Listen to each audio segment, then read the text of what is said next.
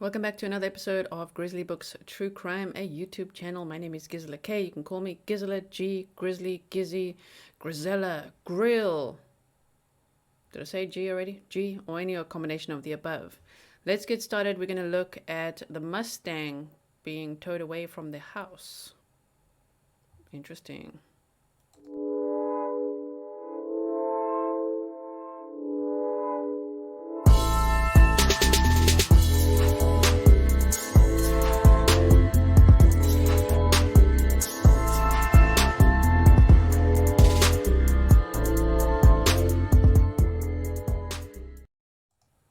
And in the news from yesterday, remember when the FBI swarmed the laundry home and the parents were taken outside, put in a car, and then taken back inside under police custody, or in police custody? It doesn't mean they're free. They just, the police are on their butts, watching what's going on here. We don't know what evidence they were collecting from the home. We saw they carried in like folding chairs. That was weird. Like the things they were carrying back in the house, cardboard boxes and things that they obviously analyzed. And they were in the house and in the backyard looking at the shed, the perimeter of the shed and all of that. So possibly collecting DNA evidence. There's a lot probably that we don't know. We just know what we can see on the news and what everyone's reporting from social media. So, but here, this happened yesterday. His Mustang, which the timeline of the parents is not really fitting for me. You let me know. But they say that Brian left with a backpack on Tuesday and said he was going for a hike. But then they say that his car was parked at that Mayakahachi, I hope I'm saying it right, spot, and that the police had left a note there to say the car needed to be moved. And then they say that they went on Wednesday to look, they saw the note, and then they brought the car back to the home, I believe on Wednesday or Thursday. But now video evidence has emerged of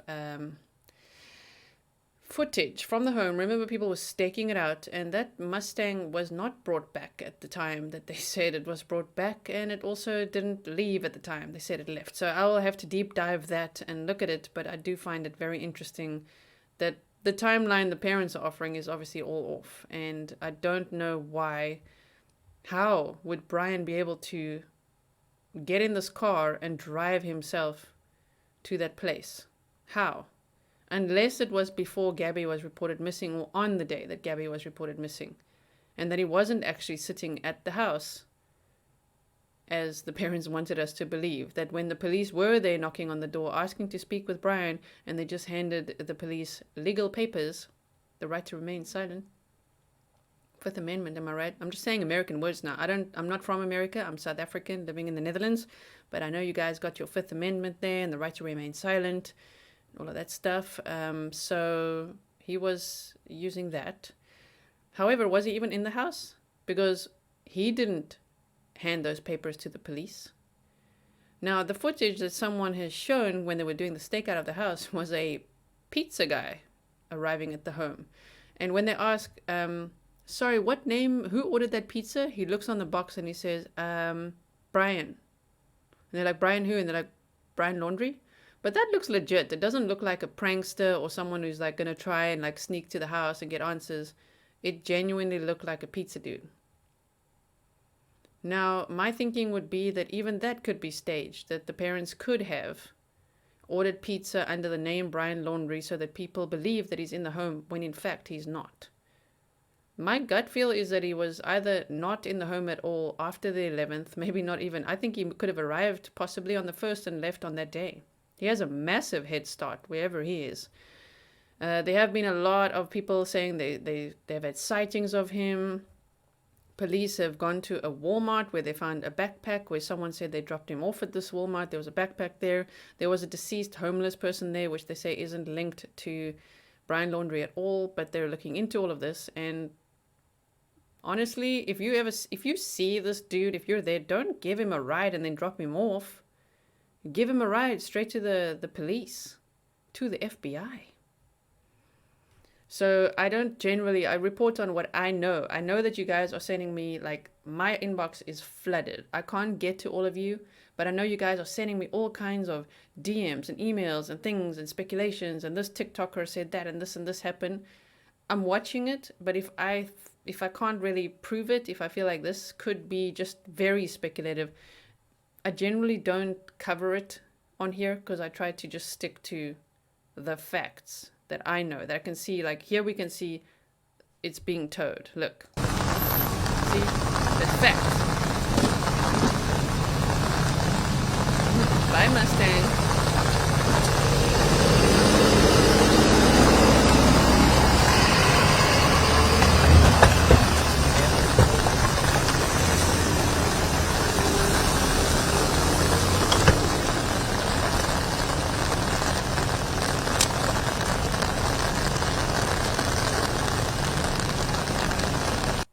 And that's the clip. I'm gonna have a very quick look right now. Yes, I could have prepared this in advance, but I don't have time for that. I don't have time to make perfect videos. I want to get the content out to you guys. So I would say Brian Laundrie orders pizza. I've seen a couple of those videos. That was so weird.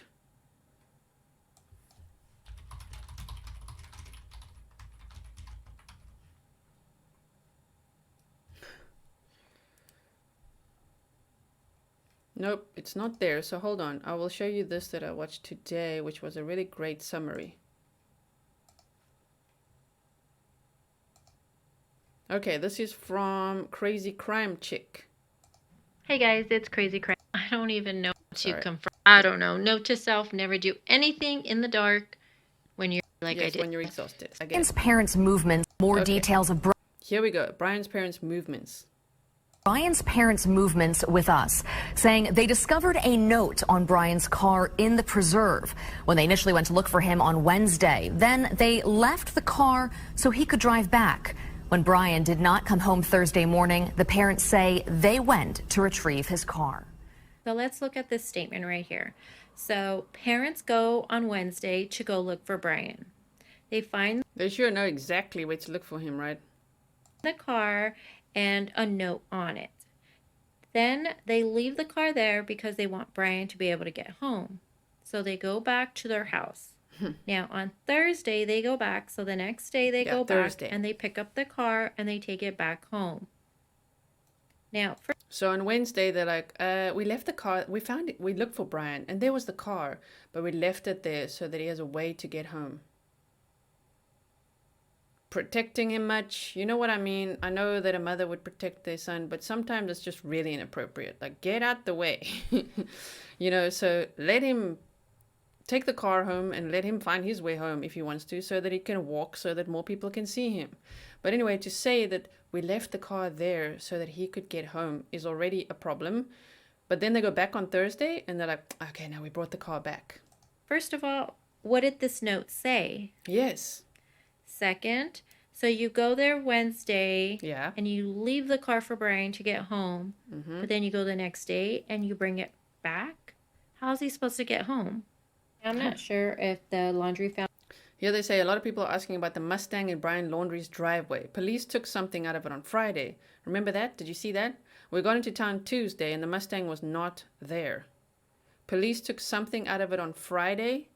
On Tuesday, the Mustang was not there. This is a video from 7 p.m. Tuesday when the dad was leaving no Mustang. That's the day they say Brian left the house. Family realized that there was news stations outside, but as you can see from Brian Eaton's... Even to think that they had the audacity to report him missing, when the Mustang was driven out of the garage or wherever it was parked, driven out supposedly by Brian. I don't know about that, but supposedly driven by him to that parking spot. Missing, wow, I just find the word a little bit strange in that scenario because he was supposedly there with them at the home. And they would have known, I mean, you would hear the car starting, you would hear someone driving out. So to wait 3 days and they say, oh my word, he's actually missing. After 3 days, I mean, after the first day when the car isn't there, he's missing. Call the police. Twitter, he said, a lot of people are asking about the Mustang in Brian Laundrie's driveway. Police took something out of it Friday. Yeah, what did they take? We got into town Tuesday and the Mustang was not there. This is a video from 7 p.m. Tuesday when the dad was leaving. No Mustang. Another thing that happened on Tuesday. Here's the one of the pizza boy. I don't mean to call him pizza boy. Pizza delivery guy. Brian is melon boy. Per Brian's Twitter, is that someone ordered a pizza. Now they did ask.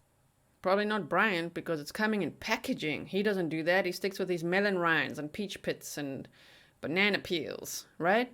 Why would he be ordering pizza as a vegan? Maybe it's vegan pizza, but you know what I mean. It's just like, oh, you ordered pizza, did you? Asked the guy who ordered it, and he said Brian. Now he goes to take it to the door, and no one answers the door, so I guess it was some kind of prank. But as you can see, the dad's truck is... This lady, crazy crime chick, shout out to you, is saying it could have been a prank from someone calling the pizza place and ordering a pizza for Brian Laundrie to send to the house. It could also be one of these really weird freaking fangirls or fanboys of Brian Laundrie, which is just sickening to me. Could the hybristophilia or the obsession with villains or whatever that is, stop it. Parked right back where it was originally in the morning time, and there is no Mustang there. No Mustang. Do you know who ordered the pizza?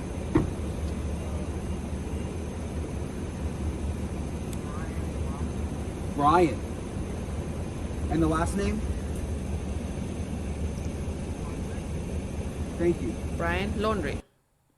So as you can see, it says... They say, this is the video from Wednesday, the Mustang is now in the driveway. So the parents are lying because they say that the Mustang left. Well, first Brian left in a backpack and now he apparently left in the Mustang. So those are already two different stories from the parents. No surprises there right now. But to say then that he left on Tuesday and then on Wednesday we went to look at the car. It was there at the Maya Hachi Park place, but we left it there for him so he could get home. And then on Thursday, we went there and we brought the car home. Here they say this is a video from Wednesday. The Mustang is now in the driveway. So it's a lie. What the parents said is, of course, a lie. Says, and then the video is from Wednesday, and now you can see the Mustang in the driveway. The dad's truck is parked to the right now. They also did a video during Wednesday day per Brian's Twitter, and you can see the Mustang was there during the daytime also, and the red truck was parked exactly where you see it now. So going back and looking at the parent statement again, it says that they went on Wednesday looking for Brian. Okay, so the rest of the video, I watched this video as well. I watched these videos all day. I'm either making videos or watching videos on the case, right? So do you understand the lie? You get it? The parents were saying, no, he left on Tuesday with a backpack and then apparently the Mustang. Right. I don't even know if he was there at that point. I feel like, did he really? I think he probably left on the 1st of September or the 11th of September and not actually on Tuesday the 13th. Like the day she was reported missing, like he got the hell out of there. So this could be just a way for them to deflect and make as if he's there. To say he went with his backpack. No, he went with a Mustang. Oh my word, we found the Mustang there. But then we left the Mustang there on Wednesday, which is now a lie because the Mustang was spotted outside of the house where people were staking outside the house the whole week from when Gabby was reported missing. I mean, people are still there right now, shouting at the parents, making them talk, watching what's happening there. So the car was there on Wednesday. People saw the car parked there on Wednesday. And by Friday, that's when police, the FBI, were taking something out of the car. We don't know if it was a phone. Could be. We don't know if it was a phone, if it was the keys, we don't know what was in there. I don't think it was the phone. Because he's updated his Spotify playlist. If you don't believe me, go check out the previous videos where I looked at the Spotify playlist. But yeah, the car was there on Wednesday, there on Thursday, there on Friday, so their timeline doesn't match, and there's no surprises here, of course. Of course they're lying. They've lied from the beginning to the end, and that is just, to me, disgusting, because Gabby Petito was missing and possibly in serious danger, and then her remains were found. So to obstruct justice in this way, no matter if you love your son and you're trying to protect him, it's just very inappropriate at this point. I mean, if you love Ted Bundy, but he murdered all these women, I mean, yes, we saw what happened with Carol Ann Boone, but it's inappropriate and we all know it. Stop it. You know, I know at this point he's still just a person of interest, but the interest has escalated, don't you think? Now that the FBI swarmed the house and checked the shed and all of that.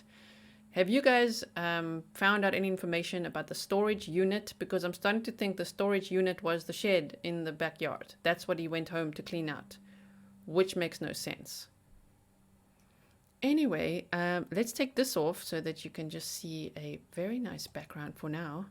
Thank you so much for watching. If you want to find me on social media, those are my social media handles. I'll move it over here so you can see it. At Grizzly_books on Instagram and at that Gisela K on Instagram. My website is grizzly-books.com. I'm a true crime author. I've got 4 books for you to choose from there. Ebooks, paperbacks, and audiobooks. And you can support this channel by buying me a coffee on buymeacoffee.com/Gisela K. Also, for those of you asking, because remember my goal, I had a goal to get to 1,000 subscribers by the end of the year. That was a personal goal when I started my YouTube channel. And you guys have, wow, you've exceeded my expectations by far. Thank you so much for subscribing. I'm just waiting for the community tab post to activate and the polls function to activate. It takes about a week from when you join the YouTube partner program.